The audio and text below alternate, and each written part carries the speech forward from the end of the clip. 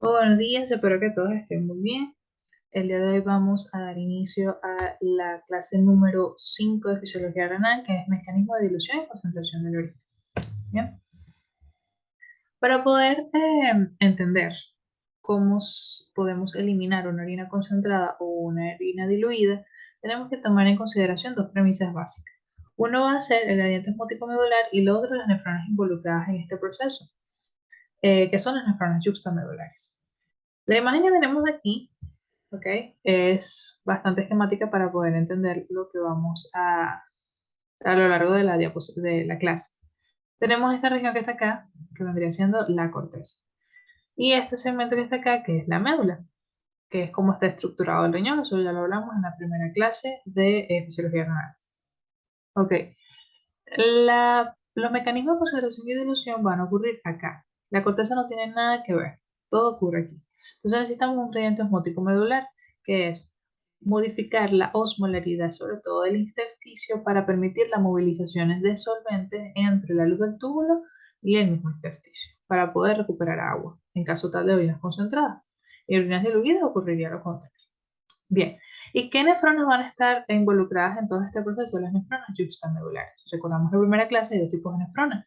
Están estas que están acá, que son corticales, porque naturalmente la mayor cantidad de su estructura se va a encontrar en la corteza, y las nefronas yuxtamedulares, en las cuales los túbulos de sus estructuras tubulares se proyectan a lo largo de la médula, ¿verdad? Y van a estar asociados a unas estructuras vasculares que se conocen como basa recta. ¿Bien? Son estas que están aquí. Entonces ya sabemos que los mecanismos de concentración y dilución tienen dos premisas básicas y que todo el proceso ocurre en médula, no tiene nada que ver con corteza porque aquí es donde ocurre más que todas las filtración, la reabsorción y todo eso. La función de la médula es concentrar y diluir orina. Bien, entonces como la clase se trata de eso, de orina diluida y orina concentrada, vamos a dividirlo de esa manera. Vamos a hablar primero de la orina diluida. Muy bien. La orina diluida es cuando nosotros eliminamos una orina que tiene alta concentración de solvente y poca concentración de soluto. Es decir, que esas orinas que vemos que son muy claras. Eso es una orina diluida. ¿Cuándo ocurre? Ocurre cuando nosotros consumimos, las personas consumen una cantidad mayor a los requerimientos básicos de agua. Bien, es decir, que estamos tomando más agua de la que el cuerpo necesita para sus condiciones basales, para mantener la homeostasis del cuerpo. Entonces, el organismo tiene el lujo, se puede dar el lujo de eliminar ese excedente de agua. Entonces, cuando nosotros lo eliminamos por orina. ¿Y cómo va a ser esa orina? Clara. Entonces sale clarita, o sea, sale porque tiene alta cantidad de solvente, poca cantidad de soluto. Y la osmolaridad, por ende, va a ser baja. Osmolaridad estamos hablando de aproximadamente 50 milimoles por litro, porque a pesar de que nosotros estamos eliminando un excedente de líquido, el cuerpo tiene que obligatoriamente, por cada orina, eliminar una concentración, o al día, pues, eliminar una concentración constante de solutos. Bien, otro elemento importante cuando nosotros tenemos una orina diluida es el descenso de la hormona antidiurética vasopresina. Recordamos que esa es una hormona que se sintetiza en hipotálamo, se libera en hipófisis y que tiene como finalidad la reabsorción de agua en los túbulos distales. Entonces, no tiene sentido, si yo quiero eliminar una orina diluida, haber altas concentraciones de ADH, porque ella se encarga de recuperar agua. Y si yo lo que quiero es eliminar agua, entonces ella va a haber un descenso significativo en el torrente plasmático de la vasopresina o antidiurética. Ok, como les estoy comentando, a pesar de que nosotros estamos eliminando una orina diluida, nosotros también tenemos que eliminar una concentración constante de solutos al día. ¿Ok? Entonces vamos a ver esta gráfica que está aquí. Vamos a evaluar tres componentes o tres elementos, que va a ser la excreción de solutos urinarios, el flujo urinario y la osmolaridad, tanto urinaria como plasmática. Como les he estado comentando en reiteradas oportunidades, el organismo tiene la obligación, o incluso una de las funciones principales de riñones es la excreción de productos de desecho. Nosotros tenemos que eliminar una cantidad constante, mínima aceptada, de solutos al día, que van a ser aproximadamente milimoles minuto. ¿Bien? Y vemos que indistintamente de que si tengo alto flujo urinario o tengo bajo flujo urinario, las concentraciones de soluto dentro de la orina van a permanecer constantes porque tengo que eliminar esa concentración mínima, que son aproximadamente 600 milimoles. Bien, el flujo urinario sí se va a ver modificado dependiendo de la cantidad de líquido que hay en el cuerpo. Por ejemplo, Este es un caso hipotético donde un paciente está tomando una cantidad excedente a los requerimientos básicos de agua, entonces nosotros tenemos el lujo de permitirnos eliminar ese excedente. Entonces vamos a aumentar el flujo de orina. El flujo de orina lo aumentamos y vemos que la gráfica asciende. El hecho de que ascienda quiere decir que estamos eliminando una orina diluida. Por consiguiente, la osmolaridad de esa orina va a ser más baja, o sea, va a disminuir la osmolaridad. Aquí vemos que la osmolaridad va a haber disminución de la misma cuando aumenta el flujo, o sea, son inversamente proporcionales. A más flujo, menor osmolaridad. Y cuando todo se vuelve otra vez a la normalidad, vemos que la osmolaridad aumenta y el flujo va a disminuir. Indistintamente de las modificaciones de la osmolaridad y del flujo urinario, la osmolaridad plasmática se va a ver mínimamente modificada. Igual la expresión de solutos por la orina. Ok, vamos entonces con respecto a la orina diluida, cómo va manejándose a lo largo de los túbulos. Esto es prácticamente a modo de repaso de la clase anterior. Entonces tenemos primero el túbulo proximal. El túbulo proximal es este segmento que está aquí, ¿verdad? Que reabsorbe aproximadamente 65 al 70% de sodio y de agua. Es decir, es una estructura que es altamente permeable a líquidos. Se reabsorbe una concentración equimolar tanto de sodio como de agua, por ende, la luz tubular va a quedarse un líquido que es isosmótico con respecto al plasma. Luego tenemos el asa de Henle. Tenemos una porción descendente del asa de Henle que es permeable única y exclusivamente al agua. Pocos solutos son los que se reabsorben en este punto. Entonces, ya aquí estamos hablando de que como yo estoy quitándole agua y estoy dejando solutos, entonces digamos, concentrando la orina, ¿verdad? Sin embargo, cuando llegamos al asa de Henle en su porción ascendente fina, en su porción ascendente gruesa, ya en este segmento tubular hay una impermeabilidad al agua. Por ende, solamente estoy reabsorbiendo solutos y muy poca o prácticamente nula la cantidad de agua que se va a reabsorber. Por tanto, estoy dejando acá más agua, o sea, más solvente que soluto. Y entonces se considera como un segmento tubular diluyente. ¿Por qué? Porque quito soluto, dejo agüita. Por eso, aquí dice hiposmótico. Es un segmento que es hiposmótico con respecto al plasma. Luego tenemos en el tubo distal, donde está este segmento que está aquí, recordemos la mácula densa, tiene una porción inicial, el tubo distal tiene una porción inicial, tiene una porción final, etc. Igualmente, aquí es impermeable el agua, se reabsorben solamente solutos, por eso estoy dejando agua en el túbulo y va a ser un segmento diluyente y se considera que va a ser un líquido y tubular hiposmótico con respecto al plasma. Y por último tenemos el túbulo cortical, ¿verdad? Y el túbulo colector. Todos estos segmentos son impermeables al agua a no ser que haya presencia de hormona antidiurética o vasopresina.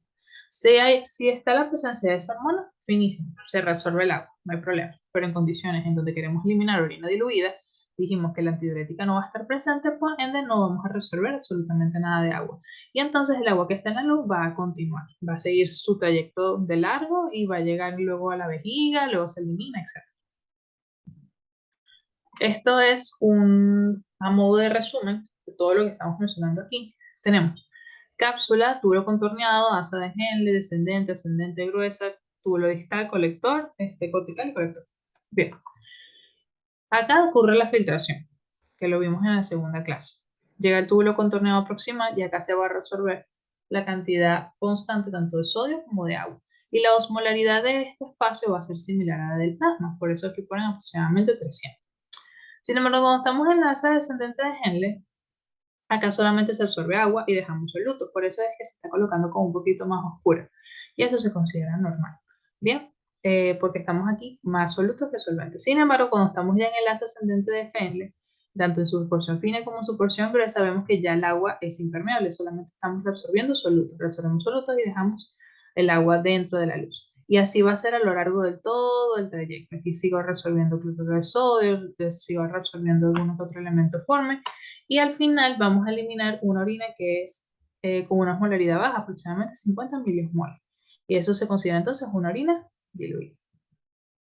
Eso es, en síntesis, cómo nosotros eliminamos una orina diluida. Ahora vamos a la orina concentrada, que es un concepto un poquito más complejo. ¿Ok? Entonces, cuando nosotros vamos a eliminar una orina concentrada, esos son los casos en donde los pacientes se encuentran deshidratados, un paciente que está en shock hipovolémico, alguien que está perdiendo líquidos. ¿Ok? Nosotros en algún momento de nuestras vidas hemos eliminado una orina que vemos que es un color oscuro, que es fuerte. Eso ocurre porque el organismo trata de eliminar la menor cantidad de agua posible a través de la orina. ¿Ok? Entonces va a haber una reducción del volumen urinario y va a tener una alta osmolaridad. A diferencia de la orina diluida, la orina concentrada tiene una osmolaridad de 1200-1400 milimoles litro. Algunas literaturas dicen que solo es hasta 1200. El Gator menciona en una parte que es de 1200-1400, pero para consenso general vamos a decir que solamente la máxima concentración urinaria es 1200. Bien. A pesar de que el organismo trata en lo medida de lo posible mantener el líquido dentro del cuerpo, nosotros, el riñón está en la obligación de eliminar orina. Y al el momento de eliminar orina también tiene que eliminar soluto. Hay una cantidad mínima de soluto que se tiene que eliminar al día. Entonces vemos que esto es el volumen obligatorio de orina, o sea, lo mínimo que nosotros podemos orinar en condiciones fisiológicas es 0,5 litros día. Vamos a explicar de dónde viene este 0,5. Una persona promedio que pese aproximadamente 70 kilos debe ingerir al día aproximadamente 600 milimoles de soluto, ya sea en la comida, ya sea por bebidas, lo que sea. Entonces esos 600 milimoles de soluto los tenemos que eliminar y los vamos a eliminar por la orina. Pero como nosotros podemos concentrar la orina hasta 1200 milimoles litros, vamos a ver entonces cuánto es el volumen urinario que nosotros podemos eliminar como mínimo para poder excretar 600 milimoles día. Entonces lo que voy a hacer es dividir 600 entre 1200, milimol se va con milimol y me queda litro día. Entonces, obligatoriamente, una persona de 70 kilos sana, en condiciones fisiológicas, lo mínimo que puede eliminar al día son 0,5 litros. ¿Bien? Ya, si una persona elimina menos de 0,5 litros de agua, de orina al día, algo está pasando. Ok, entonces para la orina concentrada tenemos dos requerimientos básicos, lo mínimo aceptado para que pueda ocurrir todo este proceso, que es la antidiurética y una médula renal hiperosmótica. Para que se dé esa médula renal hiperosmótica necesitamos un transporte activo de sodio, un transporte activo de iones, una difusión facilitada de urea y difusión de pequeñas cantidades de agua. Ahorita lo vamos a ver, es un poquito abstracto, pero esperemos que con las imágenes podamos enclarecer el tema. Entonces tenemos algo muy importante que se conoce como mecanismo de contracorriente. Vamos a enfocarnos en esta imagen que está aquí. Eh, Tenemos este segmento que vendrá siendo la corteza renal y esto que está acá debajo de la línea punteada equivale a la médula renal. Por lo tanto, en la médula renal recordamos que las nefronas yuxtamedulares ellas van a descender hasta la papila, luego asciende. Tenemos asa descendente de Henle, asa ascendente fina, asa ascendente gruesa. Ok, y esto que está aquí vendría siendo el intersticio. Entonces, como la médula renal necesita una osmolaridad elevada para generar el mecanismo de contracorriente, hay elementos que me generan esa osmolaridad. Va a ser el cloruro de sodio y la urea.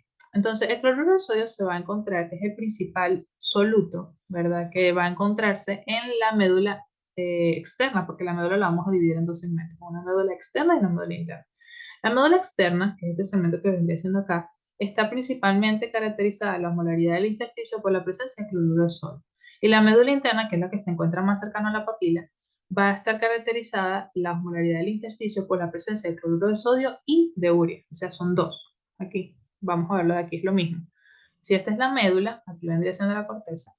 Entonces, la porción más externa de la médula, el principal soluto involucrado va a ser el cloruro de sodio. Y en la región más inferior, en la médula, perdón, en la región más interna de la médula tenemos tanto el cloruro de sodio como la urea. Entonces, vemos que la osmolaridad va a modificarse conforme nos vamos adentrando en la médula. Si vamos en las porciones más superiores, vemos que son 350, 500, 800 y hasta llegar incluso a 1000, 1200 de miliosmoles de la osmolaridad del intersticio. ¿Ok? Chévere. Ahora, ¿cómo se da el mecanismo contracorriente? Aquí vamos a tener paso a paso, en total son 7 pasos, pero lo vamos a ver un poquito más sintetizado. Esto es lo mismo que acabamos de ver ahorita. Aquí debería estar el túbulo contorneado proximal, aquí debería estar la cápsula de goma, túbulo contorneado proximal, ascendente fina, ascendente fina, ascendente gruesa, y los túbulos están. Entonces, bien, esto que está acá es el intersticio.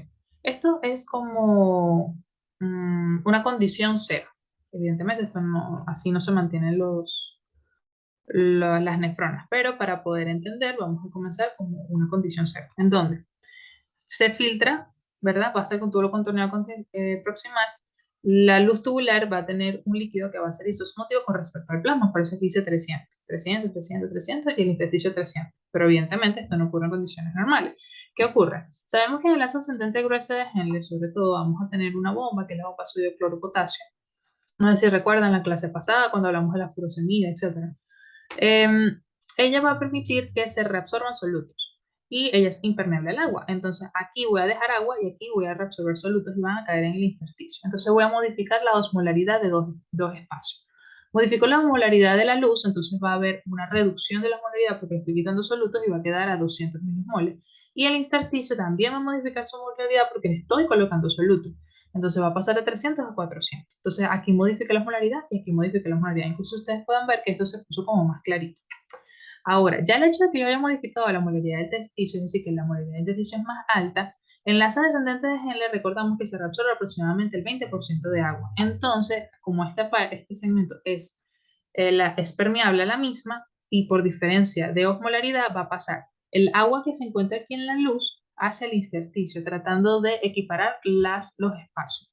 Entonces, el agua que está aquí va a pasar para acá.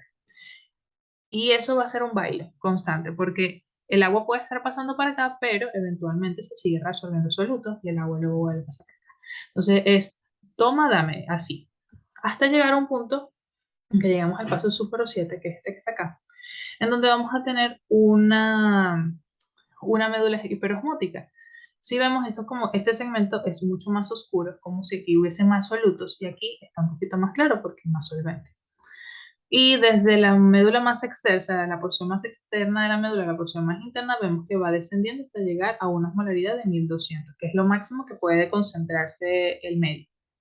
Entonces, ustedes se preguntarán, ¿por qué esto es necesario para reabsorber agua? ¿En dónde se va a reabsorber agua? Bueno, el agua la vamos a resolver aquí en el túbulo colector principalmente. Sabemos que el túbulo colector es el último segmento, conducto colector es el último segmento de la médula, de los nefronos, perdón. Entonces, este espacio que está aquí es lo que acabamos de ver. Este es el intersticio y esta es la luz tubular. Entonces, como yo generé un espacio, un medio, un intersticio que es hiperosmótico, entonces voy a permitir la reabsorción de agua. O sea, el agua puede poder pasar de la luz del túbulo hacia el intersticio por diferencias osmóticas, como aquí está hiposmótico y aquí está hiperosmótico, entonces el agua va a pasar hacia el intersticio.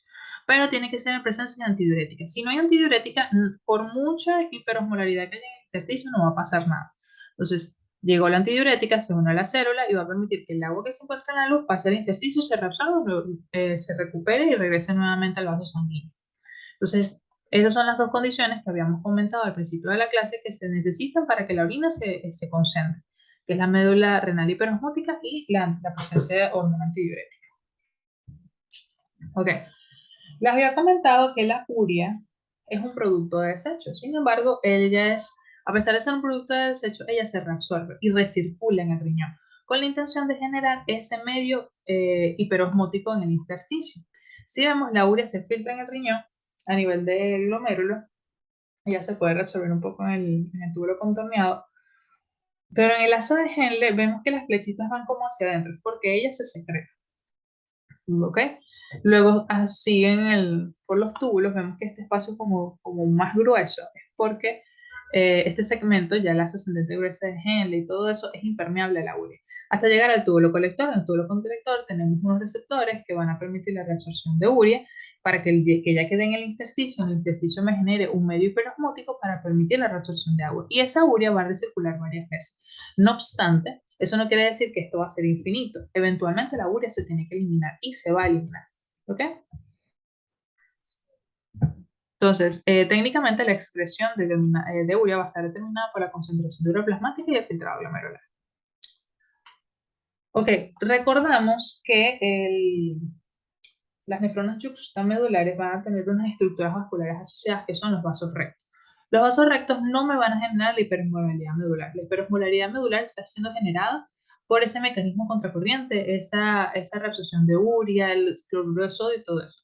Ellas lo que me van a hacer es que impiden que se disipe ese gradiente, ¿ok? Porque ellas también van a reabsorber agua y también van a eliminar solutos. Entonces es un juego de mantener, si ven, la osmolaridad incluso de la base recta la luz de esos vasos sanguíneos es similar a la que se encuentra en el intersticio. Igual aquí es 300, aquí 600, 800, 1000, 1200. ¿Ve? Es muy similar. Y esto es totalmente intencional para mantener el mecanismo contracorriente activo. Ok, la antidiurética. La antidiurética, como dijimos, tiene papel protagónico en todo esto. Y tiene un sistema que se llama un sistema de retroalimentación osmoreceptor antidiurético. Tenemos un caso en donde un paciente está deshidratado, por ejemplo, tiene diarrea, o un paciente que tuvo un accidente y tiene un shock hipovolémico, tiene una hemorragia, etc. Estoy perdiendo líquido, eso es lo importante, o un gran quemado, está perdiendo líquido. Entonces tenemos un déficit de agua. Como tengo un déficit de agua, la osmolaridad extracelular en el organismo, en todo el cuerpo, va a aumentar. Entonces nosotros tenemos algo que son los osmoreceptores. Esos osmoreceptores están localizados en la región anterior del hipotálamo y ellos se van a activar. Entonces esa activación va a estimular el hipotálamo para la síntesis de ADH y a la hipófisis para la liberación de la misma. Se libera la antidiurética, la vasopresina, ella va a aumentar sus concentraciones en plasma y ella va a llegar hacia los túbulos distales, que es el túbulo colector para la reabsorción de agua. Una vez yo haya reabsorbido agua, mejore los patrones hemodinámicos del paciente, se encuentre más estable, todo eso, entonces lo que va a hacer es una retroalimentación. Como ya yo tengo ya tengo, digamos, un aumento del líquido corporal, entonces lo que voy a hacer es bloquear acá arriba para que la señal sea una especie de retroalimentación.